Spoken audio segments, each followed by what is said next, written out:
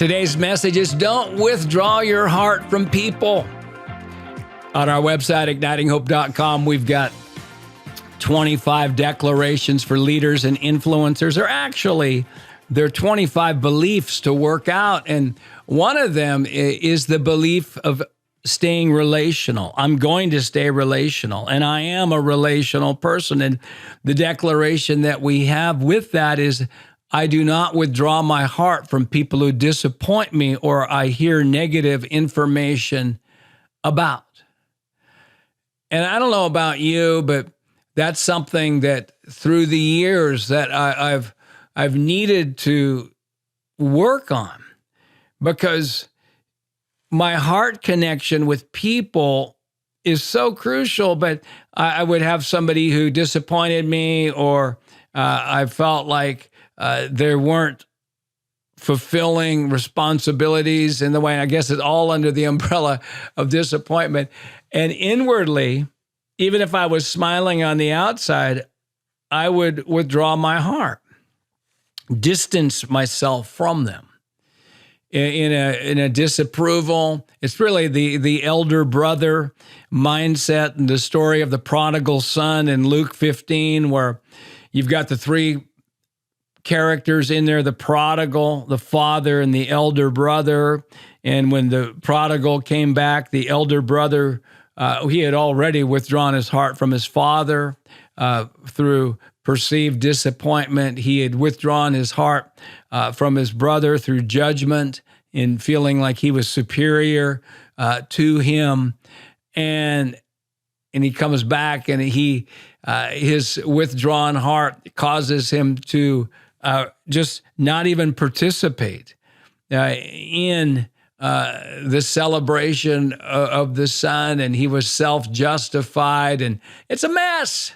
It's a mess. The default, by the way, of the elder brother mindset is to first see what's wrong with a person or place, and the default of the father mindset is to first see what's right with a person or place. And we know we're moving towards being a father and a mother that God can trust with his people by what is our default? What are we looking for in relationships? And I believe that the father and mother mindset, by the way, the father mindset is it can be a female or male. It's a heart that they're first looking for what's right, and they're wanting to see that. But it's withdrawing our heart. And I know in my own experience that is a tendency that is very common. I've seen it in me. I've seen it in others. We can be smiling on the outside, but inwardly we're disappointed. Inwardly we're judgmental. Inwardly we're offended. And it's a problem. Where we're going, we can't take that with us. And I believe just being self-aware of it. As I was preparing for this podcast, I was just sensing that 2024 is a year of going after relationships. It's a year of strengthening our relational skills, and those relational skills start first in the heart. It's 1 Corinthians 13, the love chapter. And, it says all these great things that we can do, but if we have not love, it profits nothing. And it's relational. Love is patient. Love is kind. Love hopes all things. Love believes all things. And that list, it's not easily provoked. It's not easily offendable. And if we give way to having the tendency of withdrawing our heart, and let me just say this first of all, just because we don't withdraw our hearts, it doesn't mean we don't have boundaries in relationship. There's difference between boundaries and walls. A wall is self-protective, where we're trying to send a message to people that they're the problem. But what happens when we withdraw our heart and we have these walls, we give our power away. We give our power to other people. They become the leader, we become a victim of them. But when we have boundaries, then that's just not a mechanism to just distance ourselves from people, but it is intentional, relational skill sets that we've developed that help people in our lives to rise up. It's going to increase the likelihood of people in our lives to rise up to what they're going to be, because we're going to be part of the solution, not part of the problem. It's really keeping our beliefs on. Danny Silk,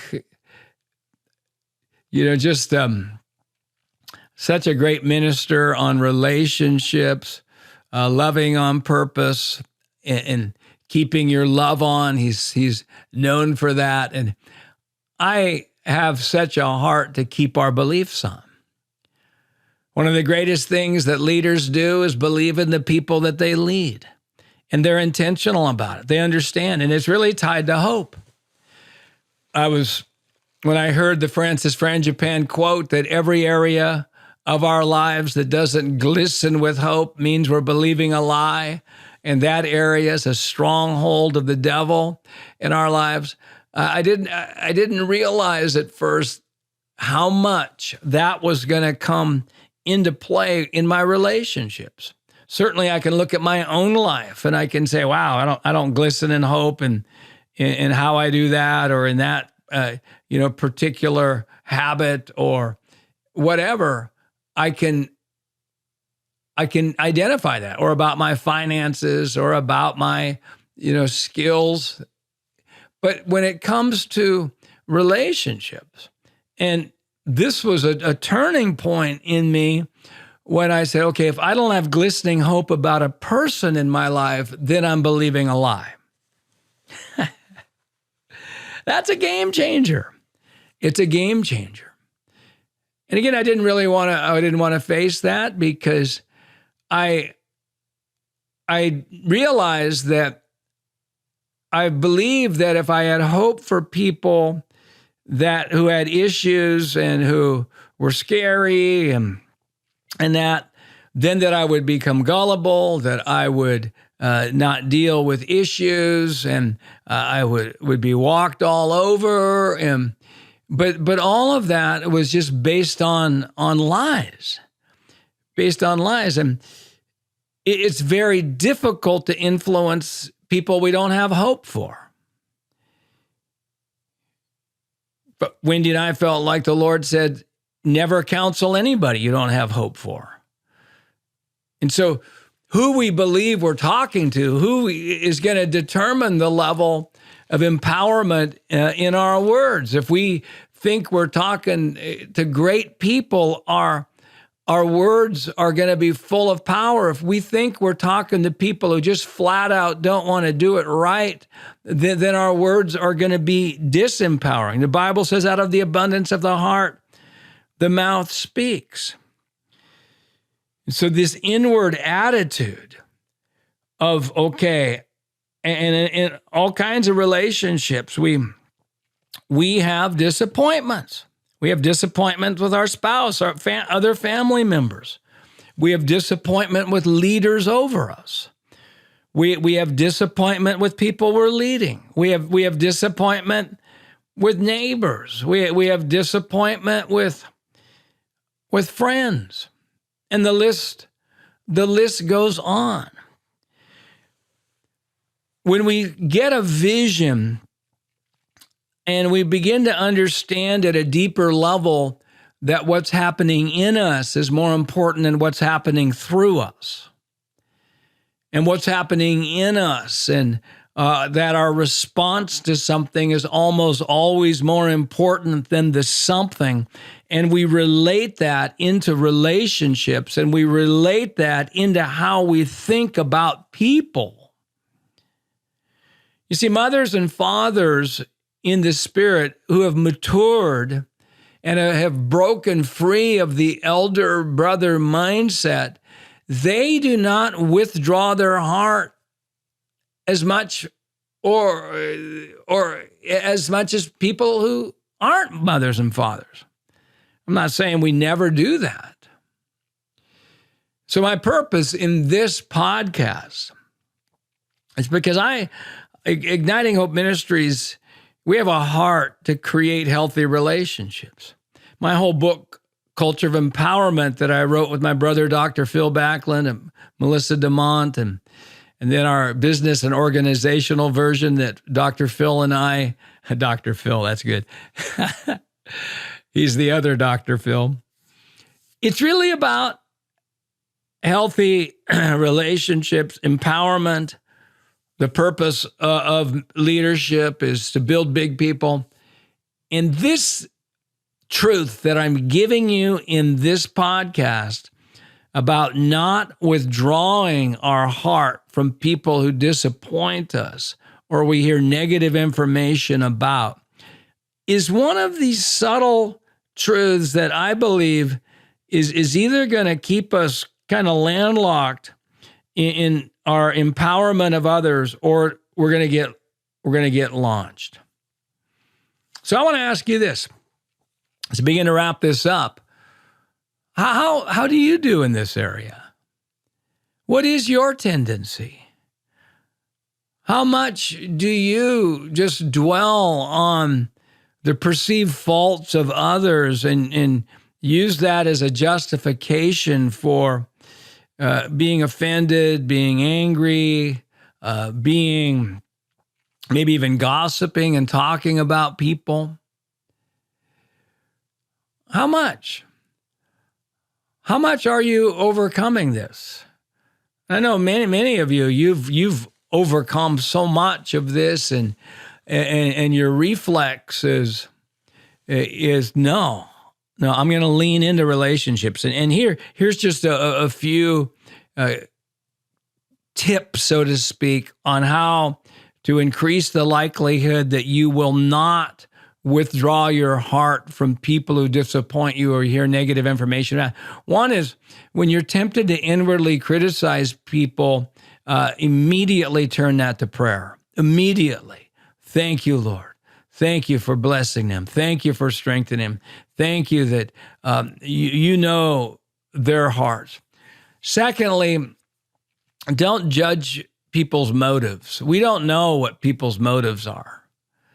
It's a dangerous, slippery slope when we think we know why people do what they do. Thirdly, be thankful and appreciative. Keep the thanksgiving on. Keep appreciating people for what they're doing right. To keep that's because that's a key to heart connection. And then four, keep verbalizing as much as possible in relationships, verbalizing, and this is tied into the last one, what you appreciate about them.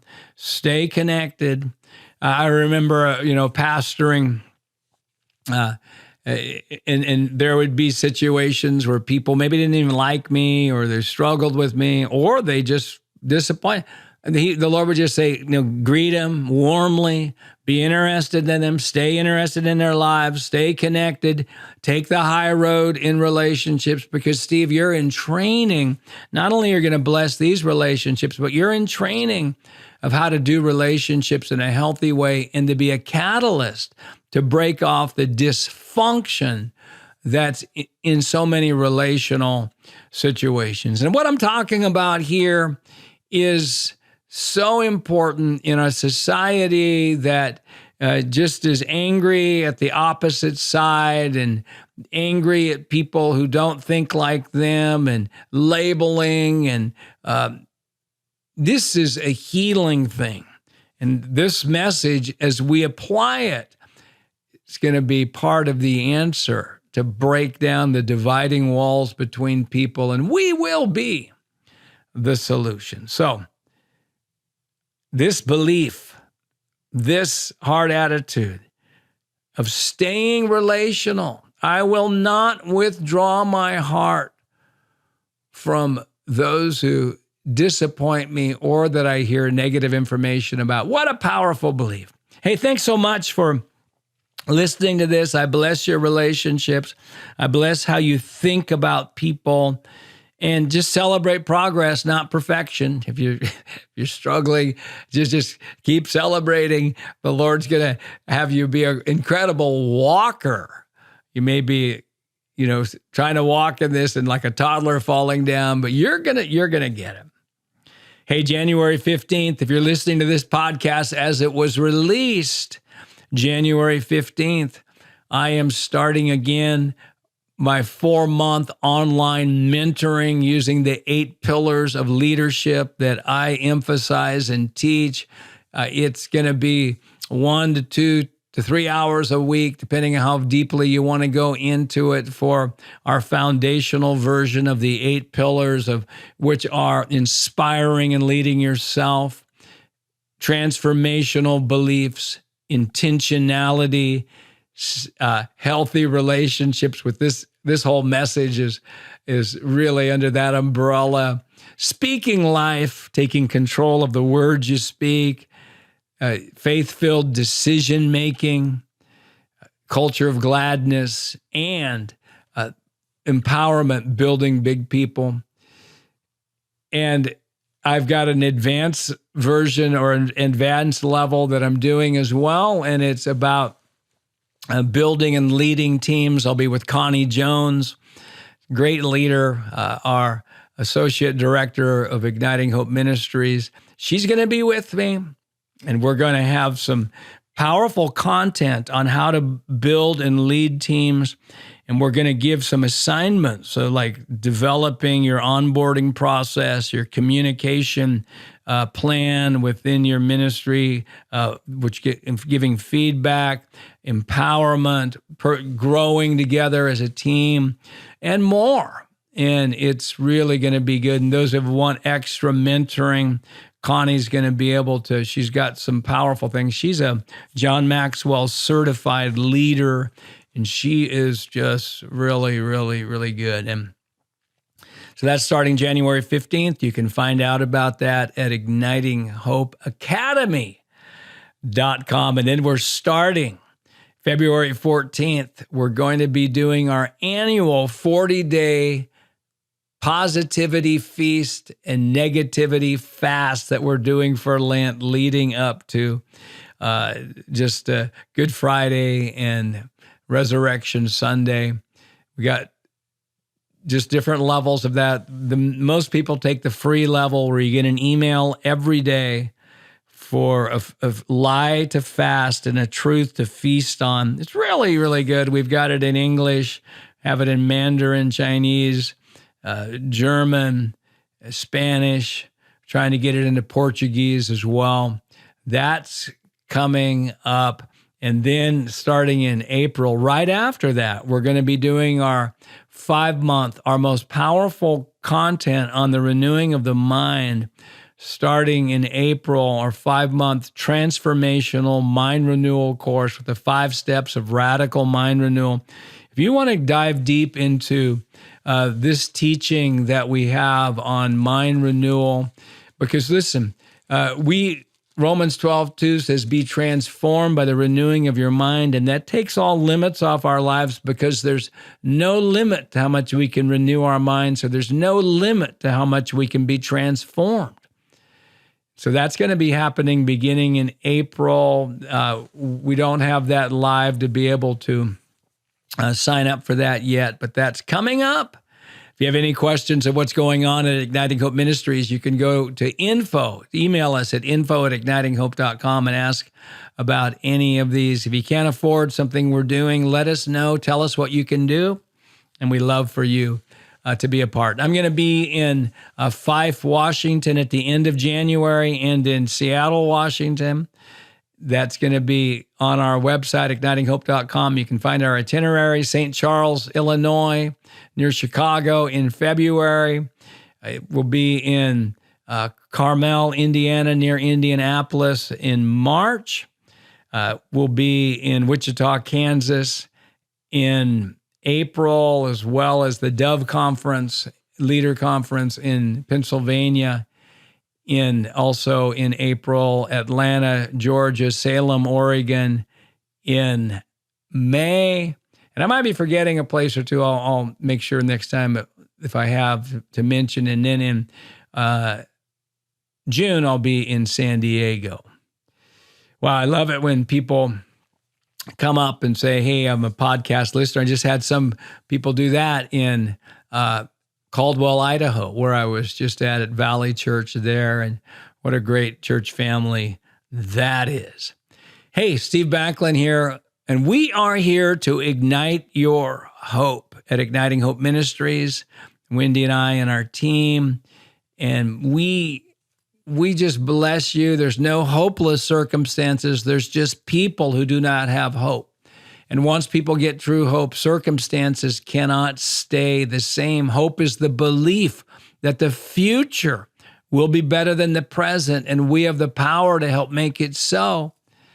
Increasing hope is the evidence we're renewing our mind with truth instead of lies. Decreasing hope is the evidence we're renewing our mind with lies instead of truth. Our hope level determines our influence level, and he who has the most hope has the most influence. And remember too, the joy of the Lord is your strength. A merry heart is good like medicine. And really, the joy of the Lord is our strength. And we don't need strength at the end of the battle. We need strength in the middle of the battle. You know what I've noticed? There's really never a convenient time to be radically joyful. And one of the most powerful questions we can ever ask ourselves is, why am I not radically joyful now? Because if we press in, and I see some of you just pressing in, taking some time with the Lord on that. It's time. Others of you, that it's not the time to do that. But listen, when you press into that question, you'll figure out why joy is 1/3 of the kingdom, because you're gonna need to upgrade your identity beliefs, your concept of Father God, the need to upgrade how you do relationships and think about people and priorities in life. Wow. And there's two key things I love to share with people about how to increase our joy, because we don't need strength at the end of the battle. We need strength in the middle of the battle. And the two ways that I love to share is, one is thanksgiving. Psalm 100 says, enter his gates with thanksgiving. Thanksgiving is a gateway to many things, including joy.